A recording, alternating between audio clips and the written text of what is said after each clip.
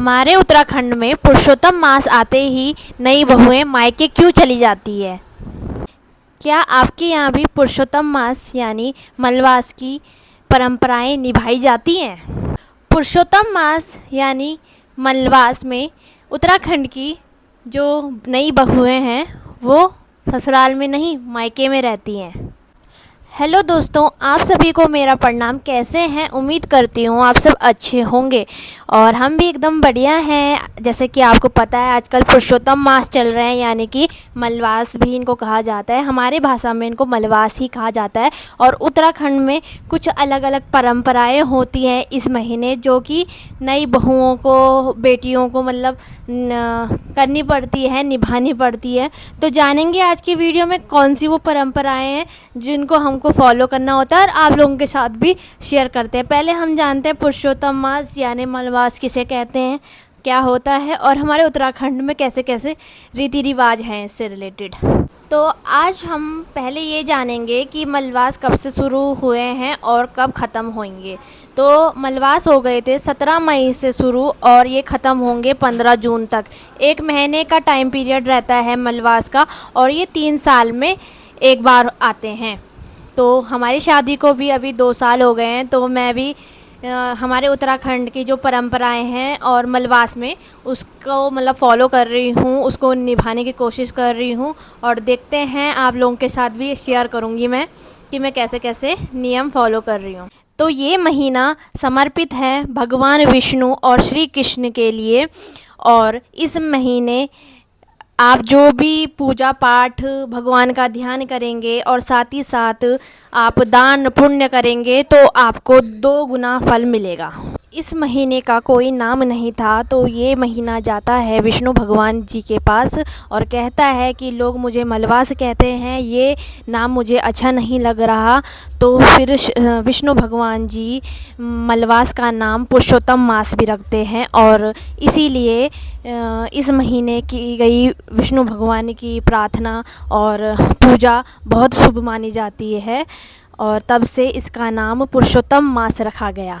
और इस महीने को हमारे उत्तराखंड में अंधेरा महीना भी कहते हैं और इस महीने में कोई भी शुभ कार्य नहीं होते हैं, जैसे कि शादी विवाह भी नहीं होते हैं। इस महीने सिर्फ भगवान की आराधना और जो भी नई बहुएं होंगी, जिनकी नई नई शादी होंगी, तो वो अपने मायके में ही रहेंगी। हमारे यहाँ पे परंपरा होती है और उत्तराखंड के लोग तो ये जानते ही होंगे कि इस महीने जो भी बेटी होगी वो अपने मायके में ही रहेगी, अपने पति के घर में नहीं रहती है। और मैं भी उसी चीज़ का पालन कर रही हूँ और सीख रही हूँ, तो आपको भी बता रही हूँ। अब मैं आपको बताती हूँ कि क्यों मायके में नहीं रहती, क्या कारण है।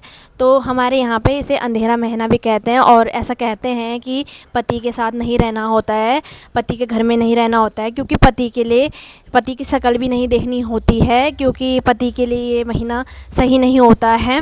तो इसलिए आजकल वीडियो कॉल भी नहीं करनी होती है और 1 महीना आपको मायके में रहना पड़ता है, क्योंकि 2 जो औंस पड़ती हैं हमारे यहाँ पे वो ख़तरनाक होती है, इसलिए ये माना गया है। और पहले के लोग भी इसे निभाते आ रहे हैं और हम भी चाहते हैं कि हम भी इस परंपराओं को मानें और उनको फॉलो करें।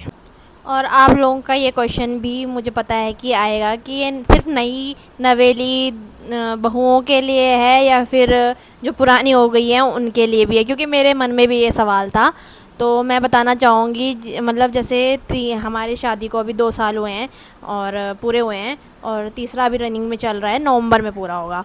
तो ऐसे ही तो हमें भी ये नियम फॉलो करने पड़ रहे हैं। तो एक जो होता है, मतलब एक पुरुषोत्तम मास कह लो या मलवास कह लो, वो अपने मायके में रहना पड़ता है लड़की को और फिर उसके बाद वो ससुराल में भी रहें तो ऐसा कुछ दोष नहीं होता है। तो हमारे यहाँ पे ऐसा होता है। आप लोग बताना कि आपके यहाँ कैसा होता है और आप कैसे कैसे निभाते हैं।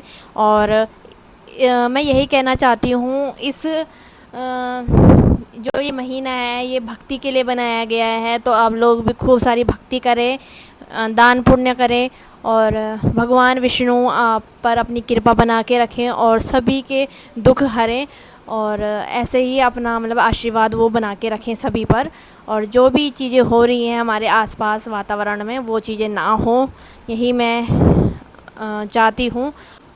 अगर कहीं पे मैंने कुछ गलत बोल दिया हो या मेरे शब्द इधर उधर हो गए हों, उसके लिए मैं क्षमा चाहती हूँ। आप मुझे माफ़ करना। और आप क्या क्या आप भी मेरे को कमेंट में बता सकते हैं आपके यहाँ पे कैसे कैसे ये चीज़ें निभाई जाती हैं, और आप क्या क्या जानकारी है आपको इस बारे में, तो ज़रूर कमेंट सेक्शन में बताएं। जितना मेरे को पता था मैंने आपको बताया, और उम्मीद करती हूँ कि आप लोगों को भी थोड़ा समझ में आया होगा। और बस यहीं पे मैं अपनी वीडियो को समाप्त करती हूँ, और विष्णु भगवान की कृपा आप पे बनी रहे। जय श्री कृष्णा।